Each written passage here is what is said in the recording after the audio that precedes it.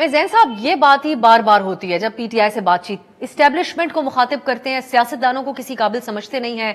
इसकी एक मिसाल ये भी है कि अभी कामरान मुर्तजा साहब से जब हमने बात की तो उन्होंने एक मौके पे मुतालबा किया कि जो बेजा केसेस खान साहब के ऊपर है वो खत्म किए जाएं, लेकिन हमने वो बयानबाजी सुनी है गंडापुर साहब ने उनके लीडर मौलाना साहब के हवाले से जिस किस्म की तो पहल पीटीआई क्यों नहीं करती अपने अंदाज तब्दील करके? सियासी जमातों से रुजू करें आप लोग। बिस्मिल्लाह रहमान रहीम। अब सबसे पहले तो आपका शुक्रिया अदा करूंगा और ताखीर से आने की माजरत करूंगा। आज असेंबली का सेशन देर तक चला।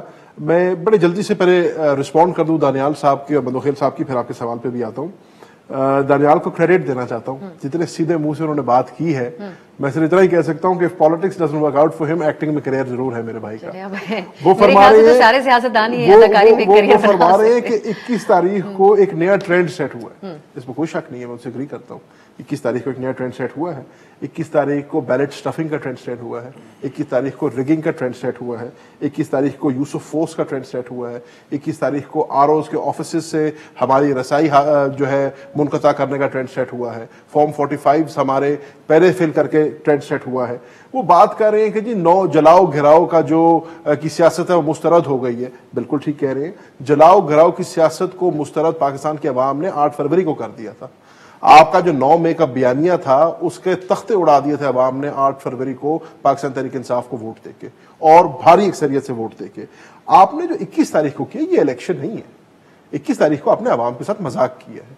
21 तारीख हमने 8 फरवरी को आपका पहला वर्जन देखा, उसको आपने मजीद रिफाइन करके 21 तारीख को हमने दिखाया। 8 तारीख को जो आप लोगों की अपनी फैसला साजी भी तो आड़े आई। बाजोड़ में जो आजाद उम्मीदवार वहां पर जीत गए, आप लोगों की अपनी फैसला साजी जिनको आपने टिकट दिए, बिल्कुल ठीक है, वो आप दुरुस्त फरमा रही हैं। बाजोड़ के अंदर गलत टिकट दी गई। इसी तरह के मामला शायद केपी पंजाब में भी आप लोगों की नहीं, ऐसे हो नहीं सकता ना। चले अगर आप स्पेसिफिक्स में जाना चाहते हैं, सिटिंग गवर्नमेंट जो होती है जरा ट्रेंड भी उसकी तरफ जाता है, ये हमें पीटीआई नहीं बताया। नहीं, एक सेकंड, स्पेसिफिक्स में आ जाते हैं। चले, अगर आप बात करते हैं गुजरात की, तो गुजरात में चौधरी परवेज इलाही को 13,000 वोट 18,000 वोट पड़ रहा है और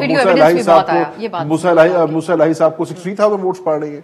अगर आप बात करते हैं अहमद चट्ठा साहब की, तो अहमद चट्ठा साहब 60,000 की लीड से कौमी असेंबली जीते हैं, 38,000 की लीड से सूबाई असेंबली जीते हैं। वहीं पे उनके अपने भाई इलेक्शन लड़ रहे हैं, उनके 38,000 की लीड भी उड़ गई है और उनको 15-20 हजार से फिर इलेक्शन हरा दिया गया। तो इस बात का कोई मंतक नहीं मिलता। फिर आप देखते हैं कि there is ample proof, video evidence, जहां पे आपको बताया जा रहा है कि जी पूरे डब्बे रख दिए गए हैं।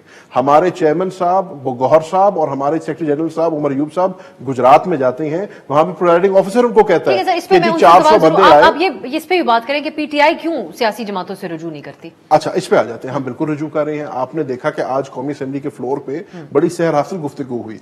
कौमी असेंबली के फ्लोर पे स्पीकर साहब ने अपनी ख्वाहिश जाहिर की कि स्टैंडिंग कमेटीज को बनना चाहिए, इनको फाल होना चाहिए। एंड हम भी मानते हैं कि जितने लेजिस्लेटिव वर्क होता है वो उस कमेटीज के अंदर होता है। उसमें आज ऑपोजिशन ने बड़ा मुस्बत रोल अदा किया है। आमिर डोगर साहब और मैं दोनों उस मीटिंग के अंदर मौजूद थे।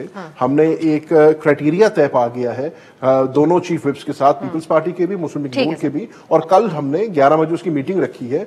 तो जो मैं हमेशा बात करता हूं कि पाकिस्तान तहरीक इंसाफ को अवाम ने मैंडेट दिया, हमें ऑपोजिशन में कौमी असेंबली में बिठाया है, हम एक क्रेडिबल और रिस्पॉन्सिबल ऑपोजिशन का रोल अदा करेंगे और उसके आज शुरुआत हो गई है।